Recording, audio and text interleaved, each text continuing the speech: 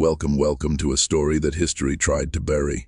In 1859, a child named Samuel Carter appeared whose mind shattered every rule scholars believed to be unbreakable, a brilliance so powerful it unsettled scientists, observers, and an entire system built on ignorance.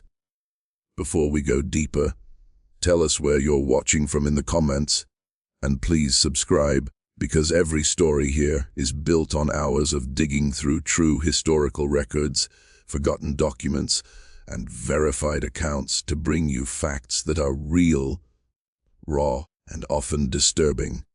Samuel Carter was born in 1859, a time when society in large parts of the world, particularly in slave-holding regions, was structured to control knowledge as a means of power. Education was not simply limited, it was deliberately denied to entire populations. Laws and social codes ensured that certain children were never meant to read, write, or think beyond survival. Intelligence outside the accepted hierarchy was viewed as dangerous, not admirable. This period treated the human mind as something that could be ranked by race, class, and origin. Pseudoscience dominated intellectual circles, promoting theories that claimed some groups were naturally inferior. These beliefs were taught as fact in universities and defended by influential scholars.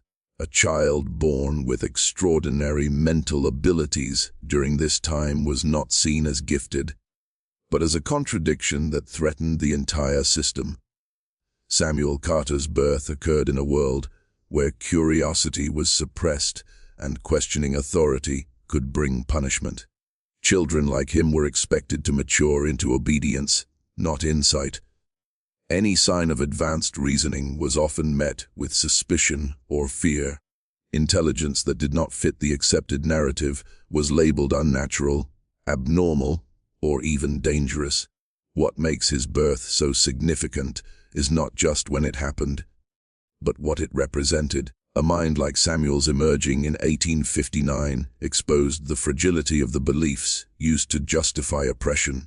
His very existence challenged the idea that intelligence could be controlled by laws, chains, or ideology.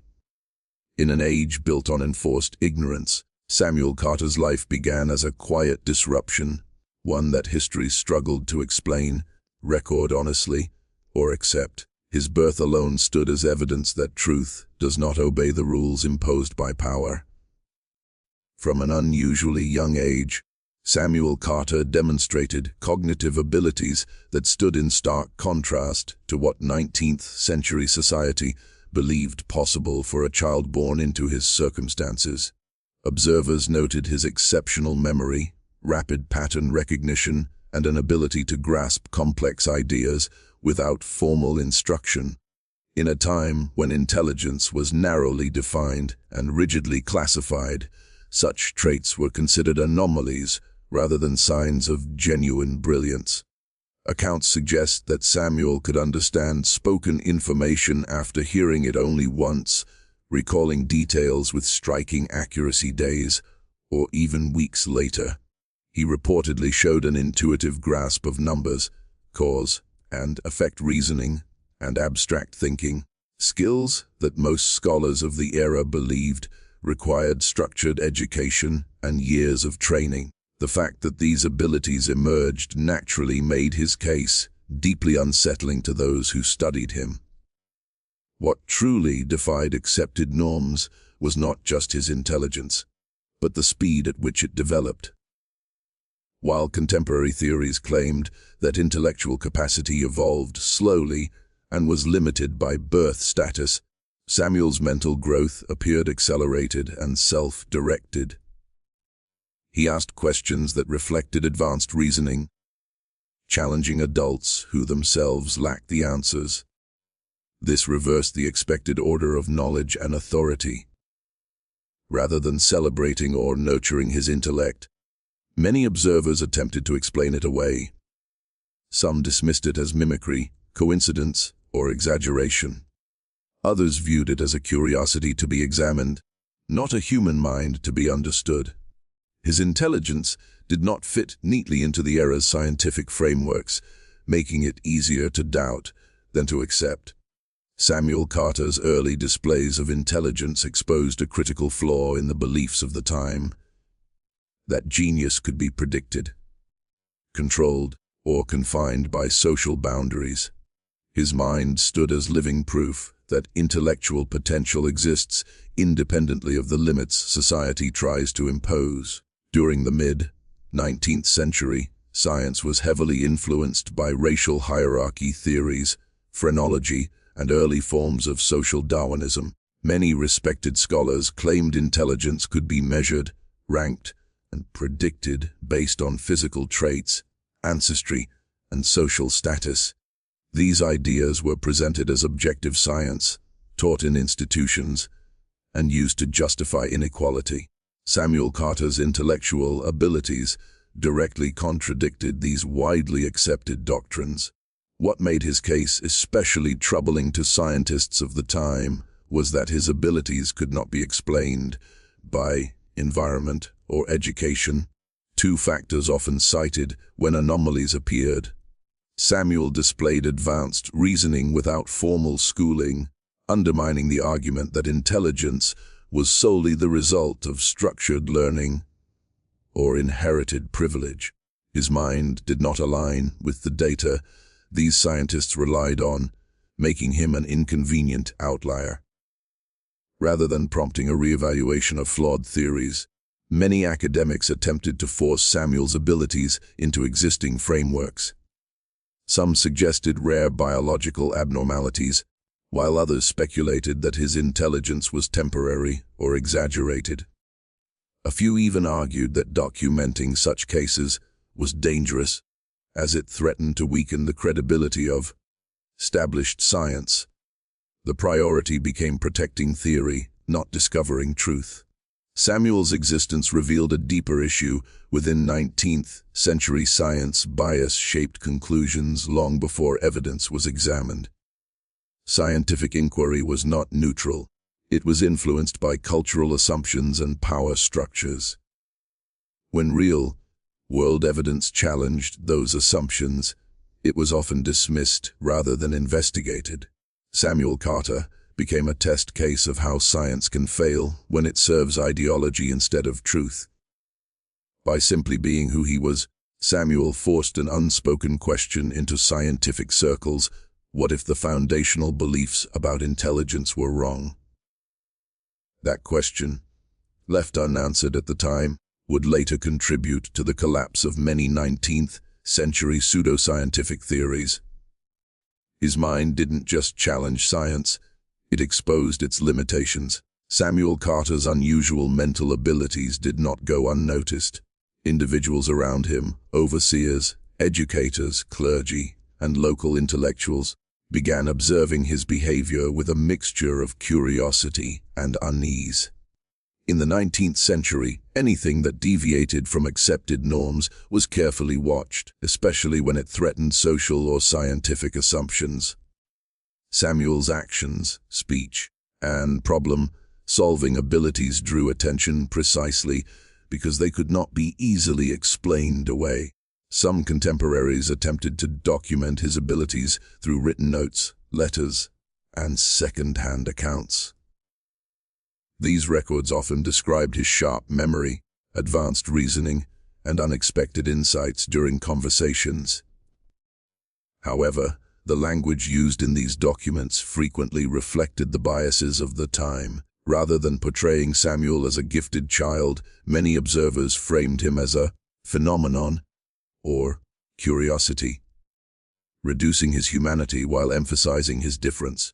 Importantly, these observations were not conducted with the intent to educate or protect him. Documentation was often motivated by skepticism or a desire to validate existing beliefs. Observers looked for flaws, inconsistencies, or signs that his intelligence was exaggerated. When such flaws were not found, records sometimes became vague, incomplete, or contradictory, suggesting discomfort with what the evidence implied. There were also limits on who was allowed to record Samuel's abilities. Accounts from marginalized witnesses were often ignored or deemed unreliable, while interpretations from authority figures were given more weight, regardless of accuracy. This selective documentation shaped how Samuel's story entered history, filtered, distorted, and stripped of context. As a result, what survives today is not a full portrait of Samuel Carter's mind, but fragments seen through the lens of 19th-century bias. Even so, these contemporary observations are crucial. Despite their flaws, they confirm one undeniable truth. Multiple witnesses recognized that Samuel possessed an intellect that could not be dismissed as ordinary. As reports of Samuel Carter's intellectual abilities circulated, scholars of the time struggled to classify him within their rigid frameworks. 19th-century science relied heavily on categorization. Everything had to fit a predefined rule or hierarchy. When Samuel failed to conform, academics labeled him an anomaly, a term used not to understand, but to isolate and dismiss cases that threatened established beliefs. Rather than viewing Samuel as evidence that existing theories were flawed, many scholars treated him as a rare exception that did not require broader reconsideration. By calling him an anomaly, they implied that his intelligence was a statistical error, something unusual but irrelevant to the larger population. This allowed them to preserve dominant theories about intelligence without confronting contradictory evidence. Some academics speculated that Samuel's abilities were the result of an unknown defect or abnormal mental development. Others suggested his intelligence was exaggerated by observers or that it would fade with age. These explanations were often unsupported by evidence, yet they were more acceptable than admitting that their scientific assumptions might be wrong. Labeling Samuel as an anomaly also stripped him of individuality. He was discussed in abstract terms, as a case, a specimen, or an exception, rather than as a child with a developing mind. This approach reflected a broader pattern in 19th-century scholarship, where human beings were frequently reduced to data points in service of theory. Ultimately, the anomaly label revealed more about the scholars than about Samuel Carter. It exposed a scientific culture unwilling to adapt when faced with inconvenient truths. His intellect did not break the rules of nature, it broke the rules scholars refused to question. In 1859, access to education was not a universal right. It was a privilege guarded by law and enforced by violence. For children born into marginalized and oppressed conditions, learning to read or write was often illegal or severely punished. The system depended on ignorance to maintain control, ensuring that intellectual growth could not challenge authority. Samuel Carter grew up within these constraints, where formal education was deliberately kept out of reach. Despite these barriers, Samuel's intellect developed without classrooms, books, or instruction. His learning came through observation, listening, and internal reasoning. He absorbed information from conversations around him, memorized details with ease, and connected ideas independently.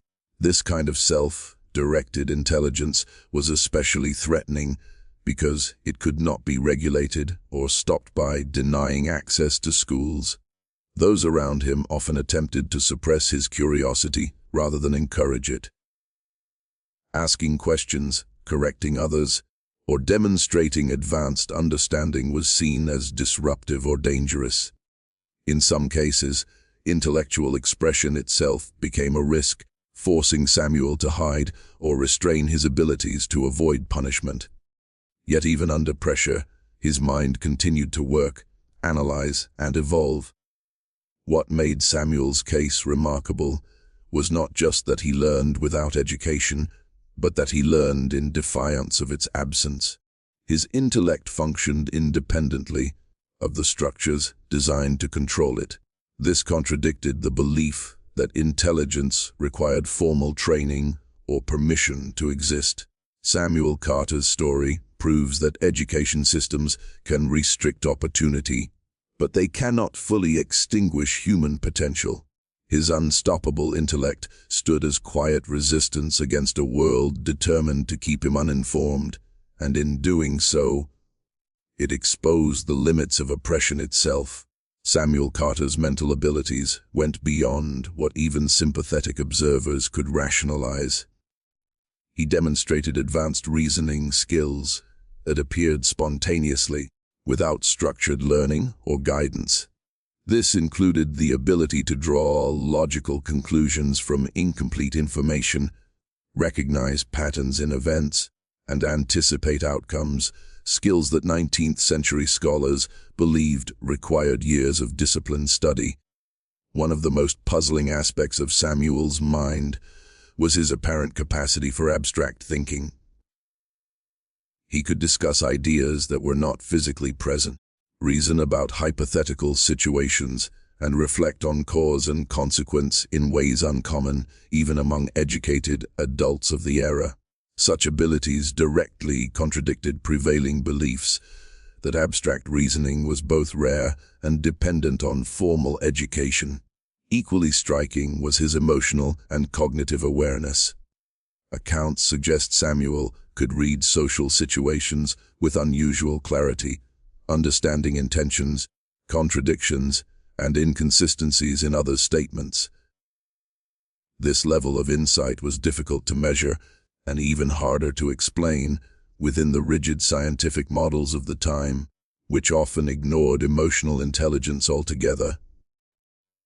Because these abilities did not align with accepted explanations, many observers defaulted to uncertainty rather than inquiry. There was no framework to understand a mind that developed independently of schooling, status, or permission. Instead of expanding scientific understanding, Samuel's abilities were treated as unsolvable puzzles, best left unexplored. In the end, what defied explanation was not Samuel Carter's intelligence itself, but the refusal of society to accept what it revealed. His mental abilities exposed the limits of 19th-century understanding, proving that human cognition was far more complex and far less controllable than science was willing to admit. As Samuel Carter's intellectual abilities became more visible, they began to provoke not admiration, but fear. In the rigid social structure of the 19th century, intelligence was closely tied to authority and control.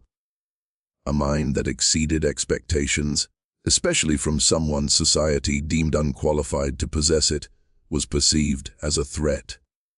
Fear emerged not from what Samuel did, but from what his intellect represented. Disbelief was the first line of defense. Many adults refused to accept that his abilities were genuine, insisting they must be coincidence, repetition, or exaggeration. This skepticism allowed observers to avoid confronting the implications of his intelligence.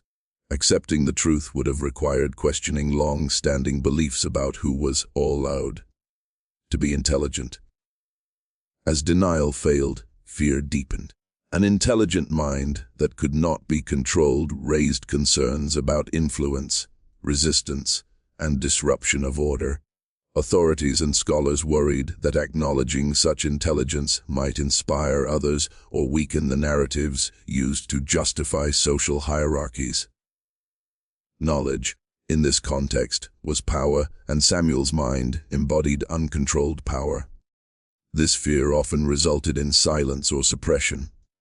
Conversations about Samuel were limited, documentation became cautious, and some observers chose to look away rather than engage. In certain cases, his intellectual expressions were discouraged or punished, reinforcing the idea that thinking itself could be dangerous. The disbelief and fear surrounding Samuel Carter's mind reveal a profound about the era. Society was more frightened of challenged beliefs than of injustice itself. His intelligence did not just unsettle individuals, it exposed how fragile the foundations of authority truly were. As interest in Samuel Carter grew, he increasingly ceased to be viewed as a child and was instead treated as a form of evidence. Scholars, observers, and authority figures discussed him in terms of what he proved or disproved, rather than who he was. His thoughts, behaviors, and analyzed selectively, stripped of emotional and personal context and reshaped to serve larger arguments about intelligence and hierarchy. Rather than asking how Samuel experienced the world, contemporaries focused on how his mind could be categorized. He was observed in controlled settings, questioned for demonstration, and evaluated for confirmation of theories. This approach reflected a broader 19th century pattern in which individuals from marginalized backgrounds were reduced to case studies, instead of recognized as full human beings with inner lives. This treatment often ignored the psychological cost of constant scrutiny. Being watched, tested, and discussed as an object rather than a person can be deeply damaging, especially for a child. Samuel's emotional development, fears, and needs were largely absent from written accounts. What mattered was not his well-being, but whether his mind could be explained, dismissed, or exploited. Even sympathetic observers struggled to escape this mindset. Praise, when given, was often framed in terms of rarity or usefulness rather than dignity. By emphasizing how exceptional he was, they unintentionally reinforced the idea that his humanity to his value was secondary as proof or contradiction within scientific debate. In the end, Samuel Carter's story reflects a painful truth about the era when systems are built on dehumanization. Even brilliance is not enough to secure empathy. He was measured, recorded, and debated, but rarely understood. History remembers fragments of his mind, while the person behind it remains largely unseen. As time passed, Samuel Carter's story began to fade, not because it lacked significance, but because it was inconvenient. The 19th century produced records selectively, preserving narratives that supported dominant beliefs while allowing contradictory cases to disappear. Stories like Samuel's, which challenged scientific, social, and racial assumptions, were often excluded from official histories, archives, and academic texts. Many early references to individuals like Samuel were fragmented, buried in personal letters, local notes, or marginal commentary, rather than formal publications. When broader historical accounts were written, these anomalies were omitted or reduced to vague mentions. This was not accidental. Recording Samuel's legacy in full would have required acknowledging that widely accepted theories about intelligence were fundamentally flawed. There was also little institutional effort to preserve his story. Without legal standing, social protection, or advocates in positions of power, Samuel's experiences were left vulnerable to neglect. Over time, documents were lost, destroyed, or ignored, and oral accounts faded as generations passed. What remained was silence, an absence that spoke volumes. Even later historians often overlooked such cases, relying on established sources that had already filtered out uncomfortable truths. By trusting incomplete records, history reinforced its own blind spots. Samuel Carter became a casualty of this process, not because his life lacked importance, but because it disrupted the narrative history preferred to tell. The attempt to erase Samuel's legacy ultimately failed in one crucial way. Traces still exist. His story survives in fragments, contradictions, and unanswered questions, evidence that something extraordinary was once present and deliberately overlooked. In reclaiming his narrative, we confront not just one forgotten child, but the mechanisms by which history chooses what deserves to be remembered. Samuel Carter's life ultimately came to represent more than individual intelligence. It became a symbol of how truth is often silenced when it threatens power.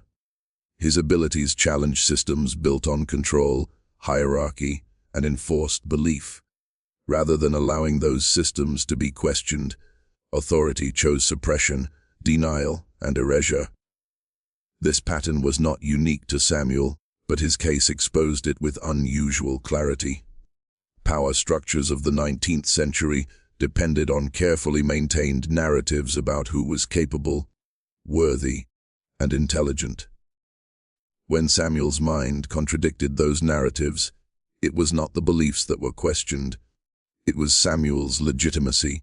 This revealed a critical reality. Truth alone is not enough to create change if those in power refuse to acknowledge it. Samuel's story also highlights how suppression does not always require violence or open censorship. Silence, omission, and misrepresentation can be just as effective. By refusing to fully document his life, by labeling him an anomaly, and by removing his humanity from the discussion, institutions ensured that his truth would not spread or inspire others. Over time, this suppression transformed Samuel into a shadow rather than a figure, present in implication but absent in detail. Yet even in that diminished form, his story continues to challenge authority. The very effort to suppress his truth suggests how dangerous it was to the established order. Today, Samuel Carter stands as a reminder that power often fears what it cannot control or explain. His life urges us to question whose stories are missing from history and why. In remembering him, we do more than honor one child. We confront the forces that decide which truths are allowed to survive.